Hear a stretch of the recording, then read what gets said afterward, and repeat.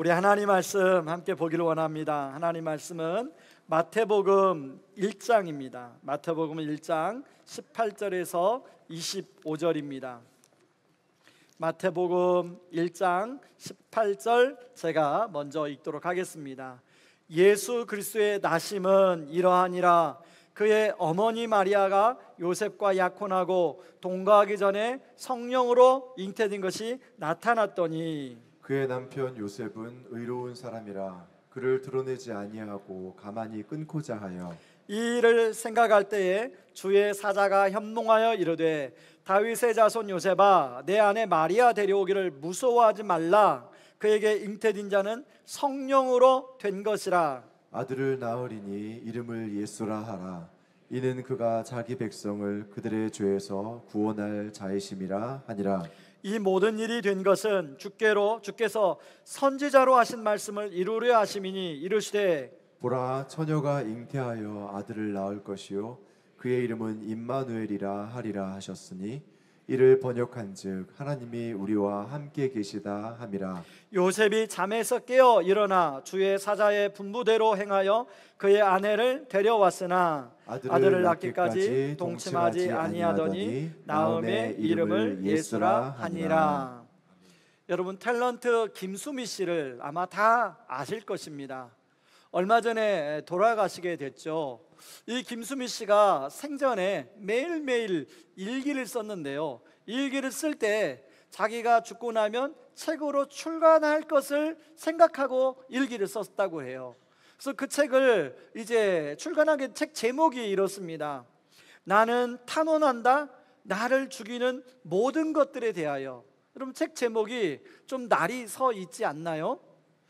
실제로 이 일기에는 김수미 씨가 화려한 그런 탤런트로의 삶의 이면에 그런 모습들이 많이 담겨져 있는데요, 자신을 죽이려고 하는 것들에 대한, 그것들로 하여금 자기를 지키기 위한 그 씨름들이 그 책에 담겨져 있습니다. 예를 들면 돌아가시기 전에 얼마 전에 아는 지인하고 동업을 해서 지분을 서로 갖고 사업을 했습니다.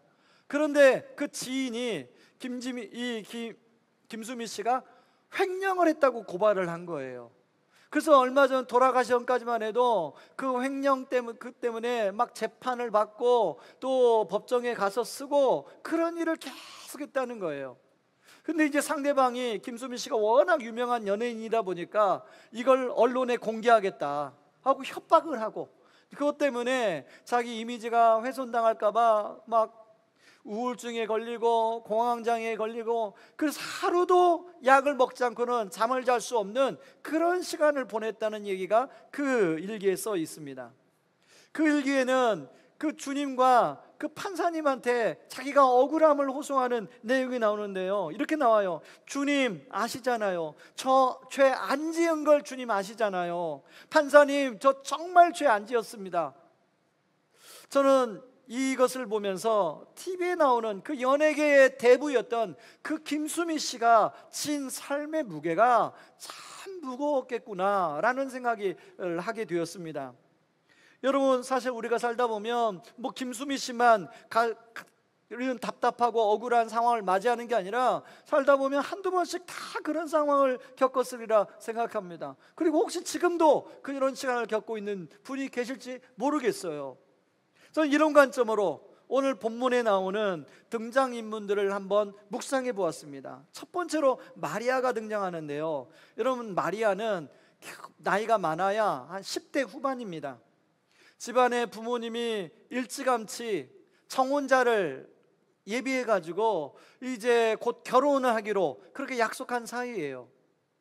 그래서 시간만 나면 그 정혼자 요셉을 찾아가서 서로 데이트하고 미래를 꿈꾸고 미래를 그리고 그러면서 살았던 게 바로 마리아입니다. 근데 어느 날 청천벽력 같은 이야기가 들려져 오는 거예요. 가브리엘 천사가 찾아와서 이 마리아한테 너 지금 임신했다, 너 아기를 가졌다고 하는 거예요. 이 마리아가 너무 당황한 나머지 누가복음에 보면 이렇게 표현이 나와요. 어찌 이 일이 있으리까? 저는 남자를 알지 못하는 사람인데 어찌 이런 일이 있습니까? 라고 반문합니다. 그때 가브리엘 천사가 성령으로 잉태되었다, 네가 남자를 알지 못하지만 성령님께서 너로 하여금 아기를 갖게 했다, 그렇게 이야기합니다. 그 순간 마리아는 어쩔 수 없이 가브리엘 말씀을 듣고 그게 자기가 이제 내가 믿음으로 받아들이겠다고 하지만 그 순간 누가 떠올랐을까요? 정혼자인 요셉이 떠올랐을 거예요. 요셉에게 과연 이 말을 하면 요셉이 믿어줄까?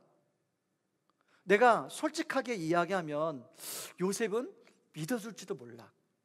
아니, 못 믿을 거야. 뭐 이런 생각 저런 생각 많은 생각이 들었을 거예요. 요셉뿐만이겠습니까? 이제 자기 부모님한테는 어떻게 말하지? 우리 엄마는 그래도 나를 믿어줄 거야. 근데 우리 아빠는 나를 안 믿어줄 것 같아. 뭐 이런 생각 성경에 나오지 않지만 마리아가 생각이 참 많았을 거예요. 그런가 하면 자기 형제자매들이 이제 알게 될 것이고, 친척들이 알게 될 것이고, 친구들이 알게 될 것이고, 그러면 많은 사람들로 하여금 그런 여러 가지 말들이 들렸을 텐데, 여러분 마리아의 나이가 아까 10대 후반이에요. 10대 후반에 그게 어떻게 다 소화가 될 수 있겠습니까? 그렇지만 마리아가 용기를 내어가지고 이제 요셉에게 이야기합니다. 그런데 오늘 본문에 보니까 요셉의 그 마리아의 얘기를 요셉의 반응은 나오진 않지만 오늘 성경에 보니까 요셉이 조용히 헤어지고자 했다고 나와요. 그러니까 마리아가 말을 했을 때 요셉은 믿었습니까? 못 믿었습니까? 못 믿었어요. 제가 한번 요셉 입장에서 한번 생각해 보았습니다. 아니, 사실 솔직하게 이야기하지.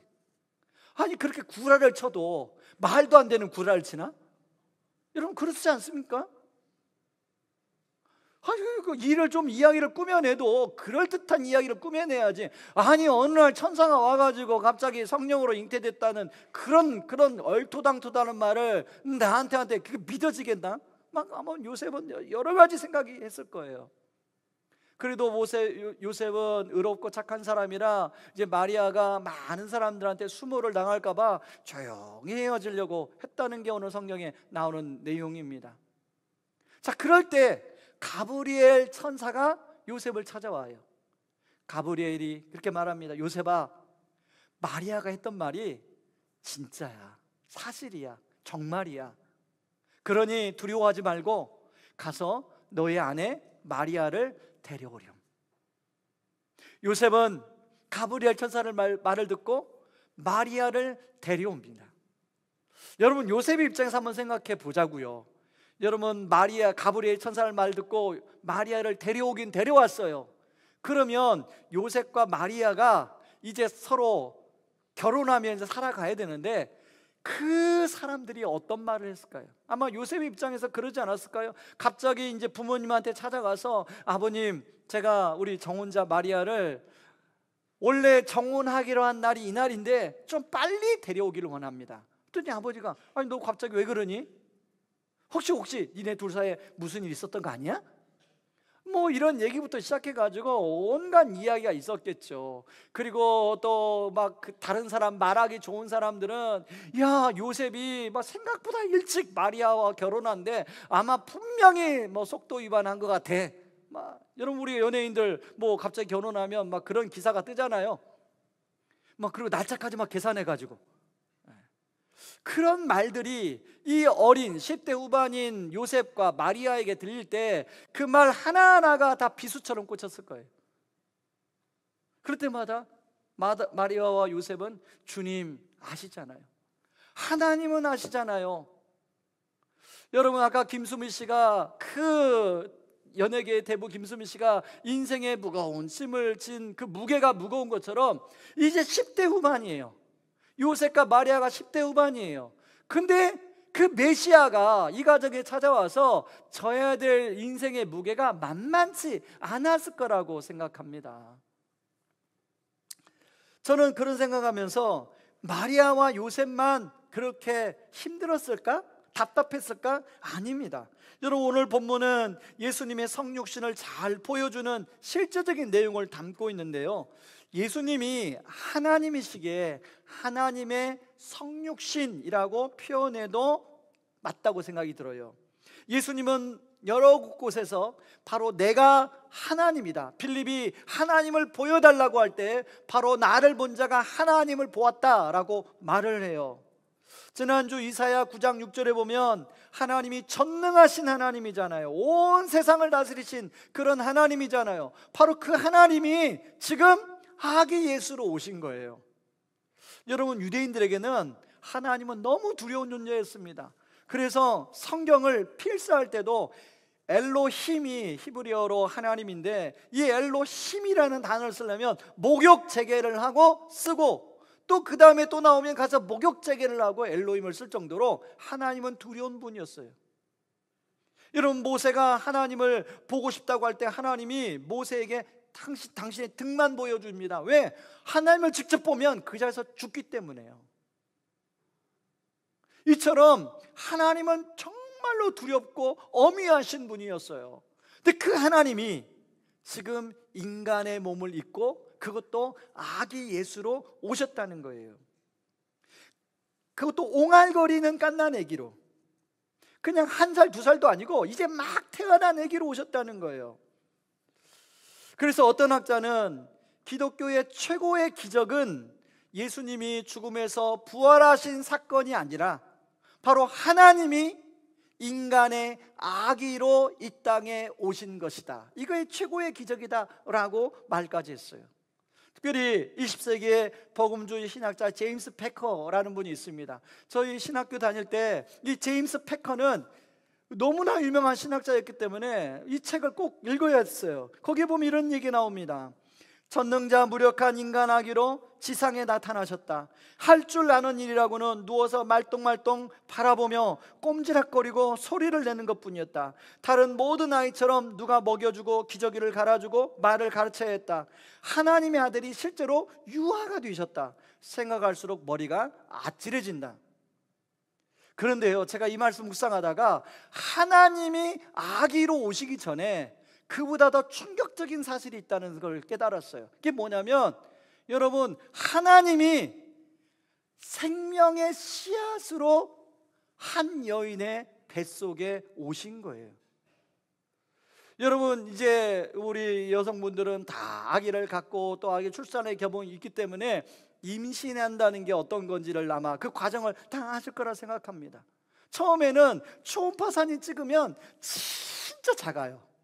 진짜 작아요. 근데 그 우리 하나님이, 전능하신 하나님이 진짜 작은, 처음에는 막 눈에로 잘 안 보이는 그런 생명의 씨앗으로 오셨다는 거예요. 그러면서 10개월 동안 그 마리아의 그 자궁 안에 갇혀 계셨던 거, 갇혀서 얼마나 답답하셨을까. 무소부재하신 하나님이 말씀 한마디면 모든 걸 마음대로 하시는 분이 그 작은 공간 안에 그 갇혀 있는, 얼마나 답답하셨을까.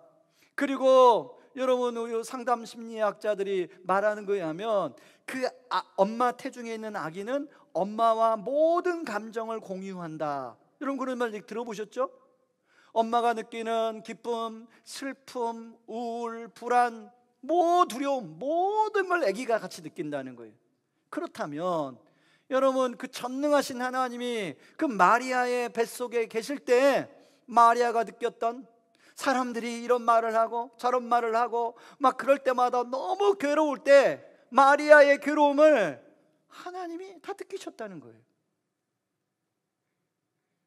하나님이 말 한마디면 야 진짜야 뭐 이렇게 증명할 수 있는데, 그냥 그 조그만 공간에서 답답하게 그대로 침묵을 하셔야 되는 하나님의 그 모습을 우리가 상상해 볼 수 있죠.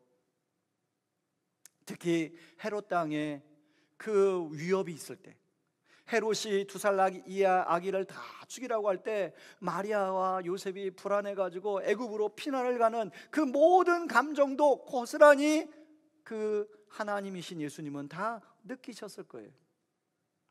이것뿐만 아닙니다. 인간 예수로 목수 활동하며 30년을 살면서 사람이 겪는 모든 시험을 육신의 한계에 갇혀서 다 경험하셨어요.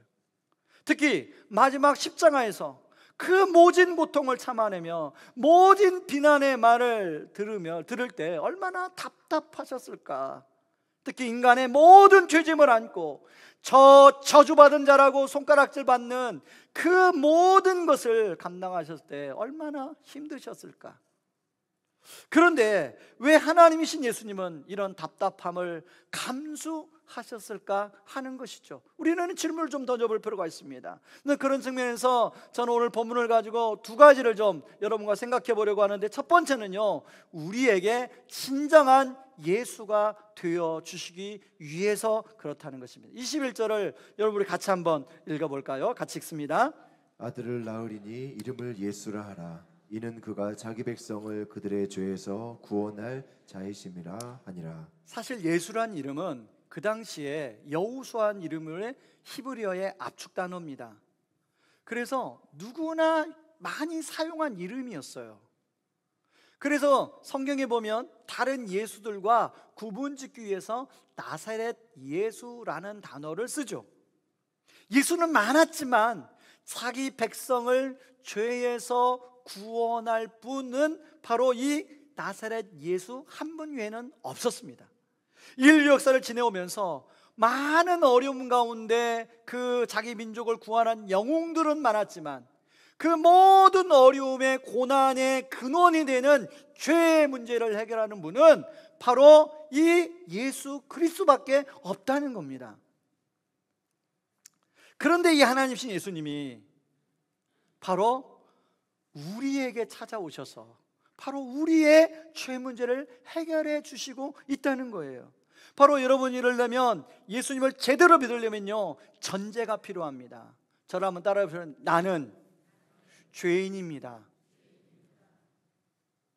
나는 내가 생각하는 것보다 훨씬 큰 죄인입니다. 바로 이 전제가 필요해요. 그런데 여러분, 누군가가 여러분에게 너 당신 죄인이야 하면 기분 좋을 사람이 어디 있습니까? 우리는요, 본능적으로 내가 의로운 사람이란 걸 드러내고 싶지 죄인이라는 것을 인정하고 싶지 않아요. 그래서 하나님 앞에서도 우리가 주로 기도할 때 보면, 하나님, 내가 정말로 젊었을 때부터 하나님이 이렇게 섬겼습니다. 내가 얼마나 열심히 섬긴지 아시죠? 하나님, 그러니까 이 문제 이거 꼭 응답해 주셔야 돼요. 하나님, 하나님, 내가 주는 게 있으면 받는 게 있어야 되죠. 하나님, 그럴 수 있습니까? 뭐 이런 기도 여러분 해보셨죠? 그 저도 많이 했습니다.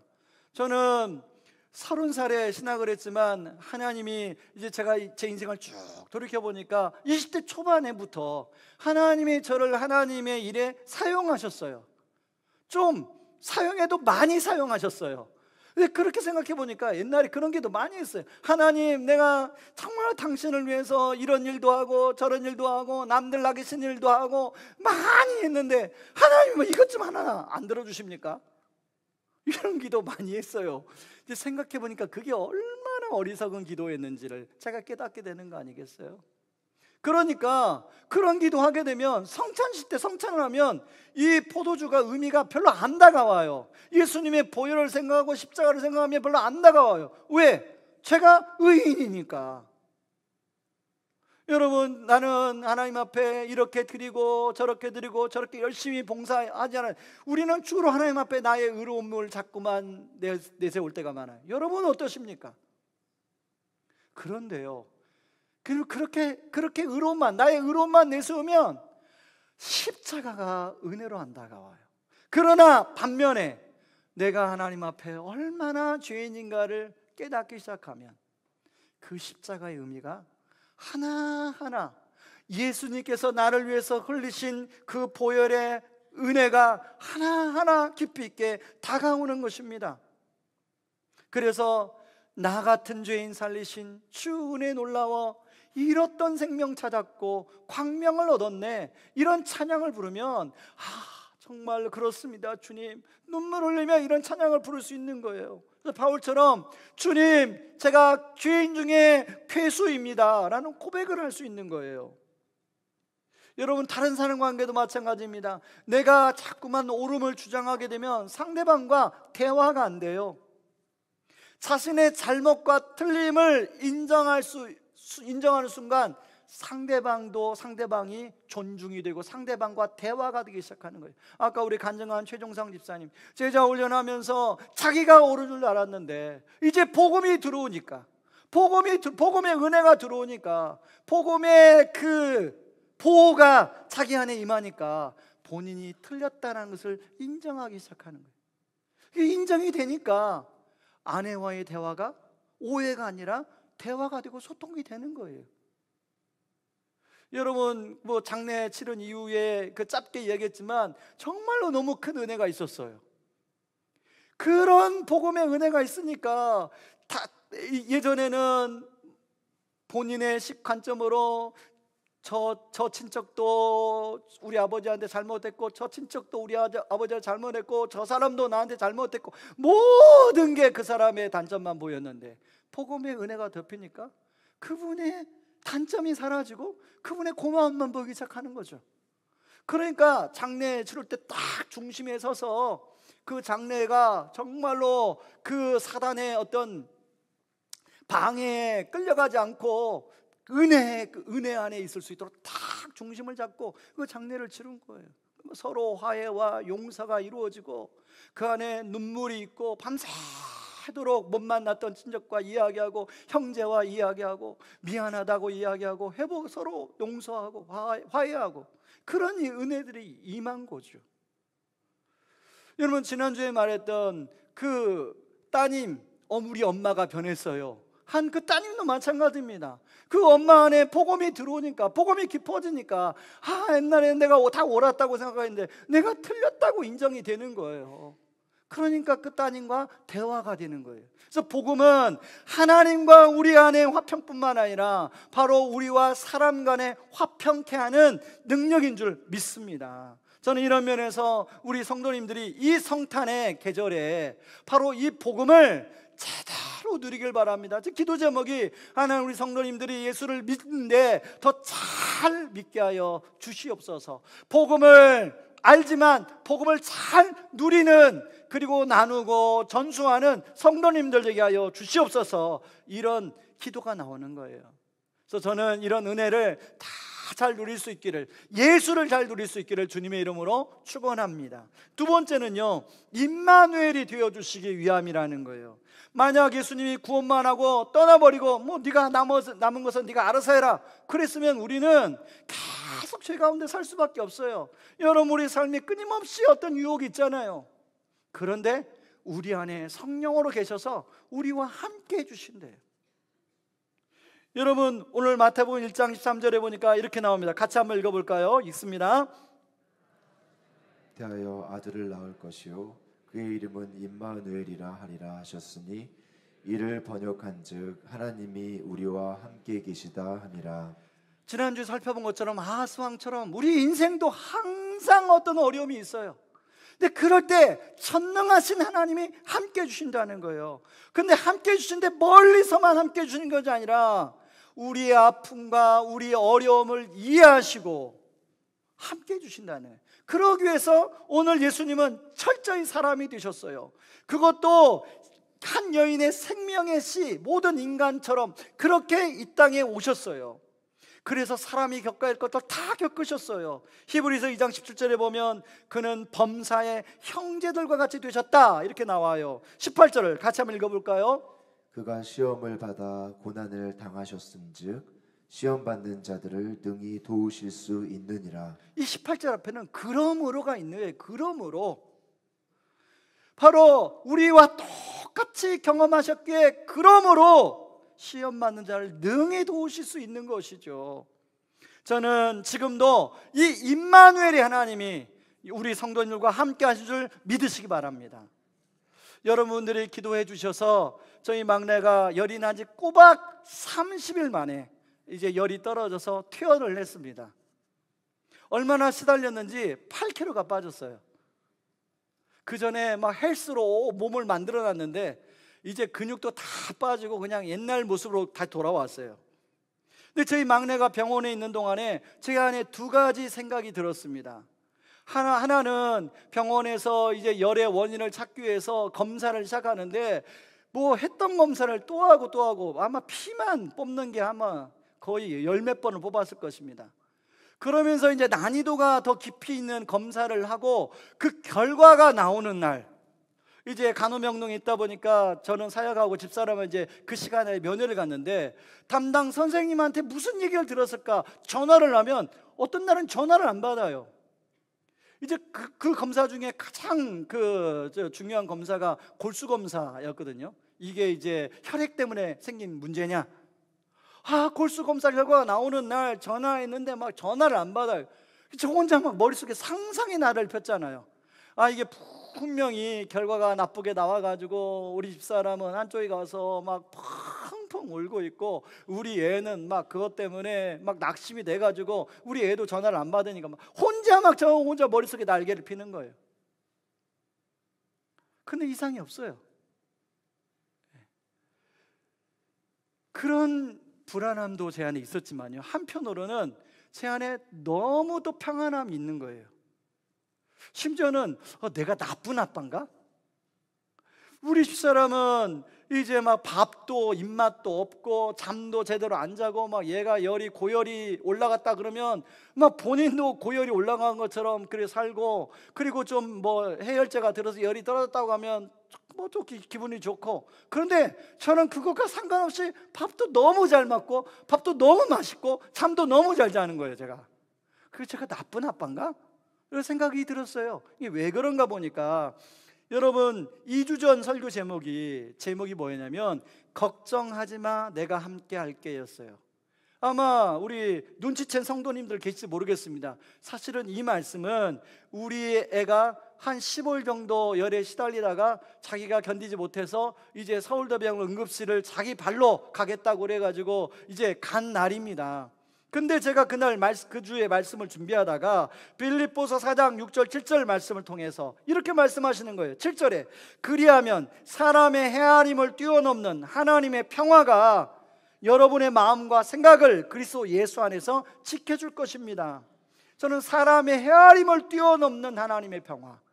여러분, 저나 여러분이나 얼마나 생각의 수가 많습니까? 어떤 문제를 하나 직면하면 그 문제를 가지고 우리가 이렇게도 생각해보고 저렇게도 생각해보고 바둑의 수처럼 많은 수를 우리가 생각하게 돼요.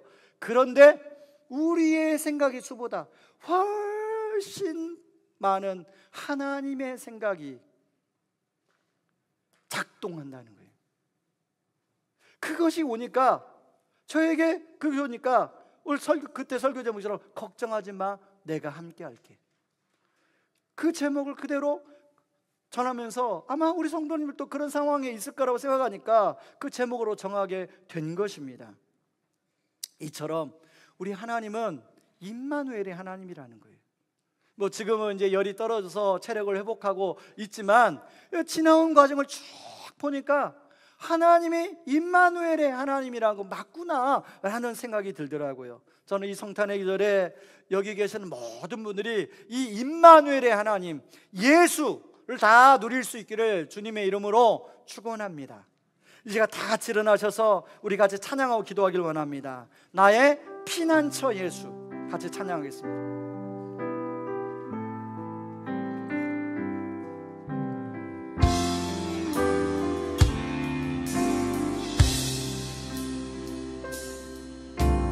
피난처 예수 의지해요. 나의 피난처 예수 의지해요. 나의 가는 길에 거센 바람 몰아쳐와도 나의 피난처 예수 의지해요. 나는 영원히 주님 사랑해요. 나는 영원히 주님 사랑해요. 세상 어떤 것도 나의 사랑 끊을 수 없네. 나는 영원히 주님 사랑해요. 아버지 나를 사랑하시니 나의 모든 것 주께 드려요. 아바 아버지, 내가 여기 있으니 주님 영광 위하여 써주세요. 나의 피난처 예수 의지합니다. 나의 피난처 예수 의지해요. 나의 피난처 예수 의지해요. 나의 가는 길에 거센 바람 몰아쳐와도 나는 피난처 예수 의지해. 아바 아버지, 나를 사랑하시고 아바 아버지, 나를 사랑하시니 나의 모든 것 주께 드려요. 아바 아버지, 내가 여기 있으니 주님 영광 위하여 써주세요. 여러분은 지금 어떤 폭풍우를 지나고 있습니까? 우리 예수로 오신, 임마누엘로 오신 그 예수님이 바로 저와 여러분과 함께 할 줄 믿습니다. 이 시간에 우리 기도할 때, 하나님, 내가 예수님을 더 누리며 신앙생활하게 도와주시옵소서. 내가 임마누엘을 바로 더 누리며 신앙생활하게 도와주시옵소서. 우리 같이 한번 기도하며 나가겠습니다. 기도하겠습니다. 고마우신 하나님 아버지, 아버지 하나님, 하나님이요 예수님, 아버지 하나님, 아버지 하나님, 드려요. 아버지 하나님, 아바 아버지, 내가 여기 있으니 주님 영광 위하여 육신의 상태에 갇혀 아버지 영광, 아버지 하나님, 그렇게 아버지 하나님 우리의 모든 것을 다 덮으셨습니다.